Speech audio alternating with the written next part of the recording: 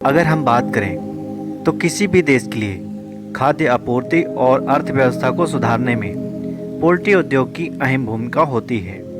लेकिन क्या आप जानते हैं कि इस व्यवस्था में कितने चूजों को हर साल बड़े निर्मम तरीके से मार दिया जाता है?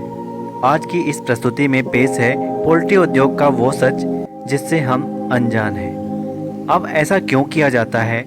चूजों को क्यों मार दिया जाता है जबकि ये व्यवसाय पूरी तरह से चूजों पर डिपेंडेंट है? उसके बाद भी इनकी हत्या क्यों कर दी जाती है? आइए इसे अच्छे तरीके से समझते हैं। सबसे पहले हम समझते हैं कि अंडों से चूजों को किस प्रकार से तैयार किया जाता है। दोस्तों, प्रजनन की प्रक्रिया पूरी होते ही अंडों से चूजे निकालने के लिए हैचरी मशीन का इस्तेमाल किया जाता है। इस मशीन में अंडों को रख करके उन्हें सही तापमान, नमी और ऑक्सीजन में रखा जाता है। उसके बाद अंडों को रोटेट किया जाता है। सही परिस्थिति में 21 दिनों के अंदर अंडों से चूजे निकलने लगते हैं। अंडों से चूजे निकालने वाली मशीन को इंक्यूबेटर कहते हैं। इंक्यूबेटर में अंडों को रखने के बाद उन्हें दिन में कई बार हल्का सा हिलाया जाता है। अंडों से चूजे निकालने के लिए विशेषतः इन बातों को ध्यान में रखना चाहिए। मशीन में तापमान का सही होना, मशीन में नमी का स्तर सही होना, मशीन में ऑक्सीजन का स्तर सही होना और मशीन में अंडों का सही तरीके से रोटेट होना। 1950 के दशक के आसपास किसानों और बड़ी खाद्य कंपनियों ने दो खास तरह की मुर्गियों का प्रजनन शुरू किया। अंडे देने वाली मुर्गियां और उनके मांस के लिए इस्तेमाल की जाने वाली ब्रायलर मुर्गियां।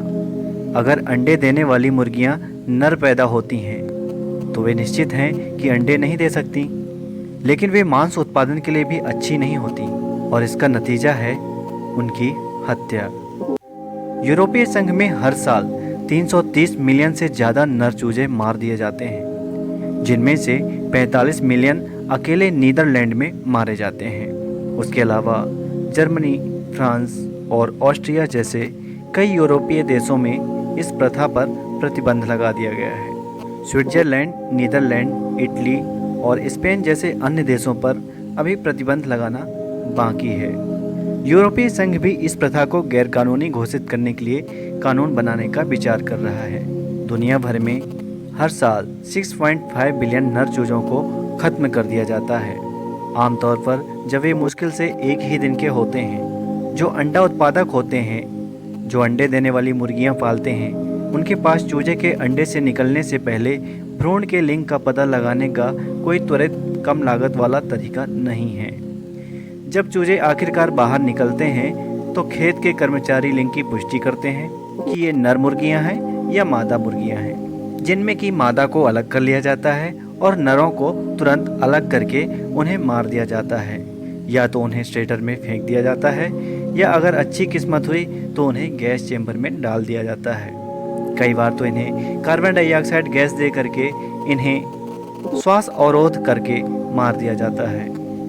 हालांकि यूरोपीय संघ भी इस प्रथा को गैरकानूनी घोषित करने के लिए कानून बनाने पर विचार कर रहा है। नर चूजों की हत्या करने के पीछे एक सबसे बड़ी वजह ये है कि या तो किसान नर चूजों को पालने का जोखिम उठाए, क्योंकि चूजों को पालने के लिए पानी, चारा और ऊर्जा की आवश्यकता होती है। ये संसाधन सार्थक परिणाम नहीं देते हैं, क्योंकि नर चूजों का उपयोग उनके मांस के लिए नहीं किया जा सकता। इन ओवो एक सेवा के रूप में परीक्षण प्रदान करता है। इनकी निर्मम हत्या को रोकने के लिए एक परीक्षण डेवलप किया गया। यह मशीन को स्थापित करने के लिए हैचरी के भीतर काम करता है।